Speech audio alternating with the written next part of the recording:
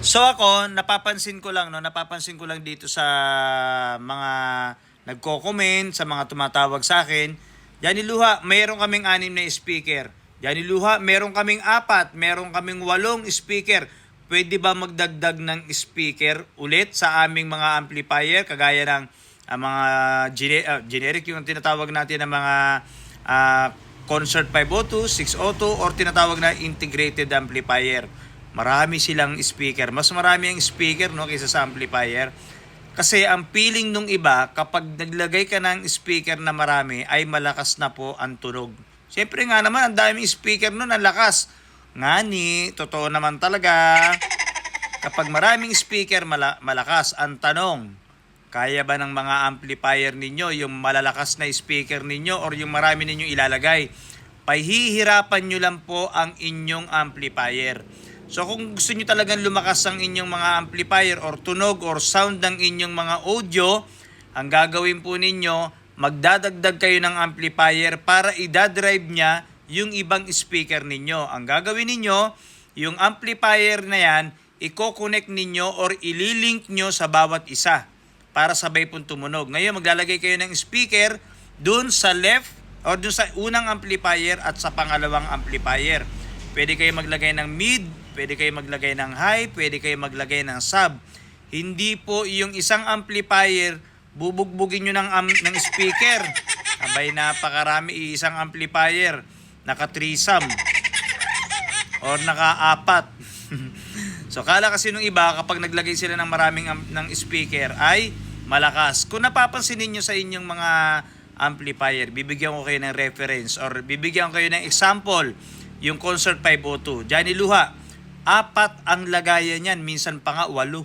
'Di ba? Ibang amplifier napapansin niyo 8 or iba pa nga 4, no? Sabi mo hindi pwedeng lagyan ng marami. Bakit ngayon 4 yung nasa likod? Bakit 4 yung speaker input? Minsan nga 8 speaker input. 1 2 3 4 sa left channel or A channel, 1 2 3 4 sa left channel naman or sa right. Bali 8 nga. No, bakit nga ganoon? Nilagay nga yung speaker input na yan para sa maraming speaker. Tama po kayo, no? Talagang nilagay yan para sa maraming speaker. Pero, depende po sa speaker na ilalagay ninyo. Kung napapansin nyo nung araw, no? Makinig po muna kayo bago ko sagutin yung mga message ninyo, no? Nung araw kasi, meron tayong tinatawag na left speaker, right speaker, front right speaker, front left speaker, rear right speaker, rear left speaker, at meron pang woofer. Yun po ang dahilan kaya marami. Nag-gets niyo po ba? Yun po yung madalas yan sa mga component, yung maliliit na ganon. No? Kasi isa yun sa mga compatible para sa mga Concert 502. Hindi po lalagyan nyo ng D15 1000 watts sa kabila, D15 sa kanan. Hindi po ganon. No? Sunog po ang amplifier ninyo kapag ganon. Ngayon, alam nyo na po ang dahilan bakit maraming speaker input sa likod yan. Kasi depende nga po sa ilalagay ninyong speaker yung pinakang specs ng speaker ninyo. Ulitin natin para mas naiintindihan po ninyo, no? Kaya marami pong speaker sa input ang mga generic or tinatawag natin na integrated amplifier, mga 4 or 8 input ng speaker.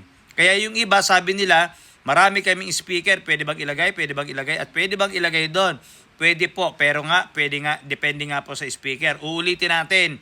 Yan po ay tinatawag na right speaker, left speaker, front right speaker, front left speaker. Ang tawag po dyan ay mga stereo. Okay? So meron tayong tinatawag na rear right, rear left speaker, at yung tinatawag natin na woofer. Di ba? Kompleto na. So ang dami, no? So, paano dyan niluha? Sa dami niya, 2 lang pala ilalagay ko. Yes po. 2 D12 or 2 D15 lang, 500 watts lang to 800 watts. Wala na po kayong idadagdag. No? Kung gusto niyo magdagdag ng malalaking speaker, D15, magdagdag kayo ng amplifier.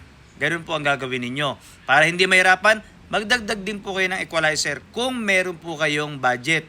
Nakuha po ba or na-gets? Dyan niluha? Hindi. Hindi ko pa rin na-gets. Okay? Balik-balikan nyo lang po yung ating video para po kayo ay matuto. Okay, so naka-live kasi ako eh. Kaya ini-explain ko na rin sa live at ini-explain ko na rin sa inyo, no? Share niyo yung video para matuto rin yung iba.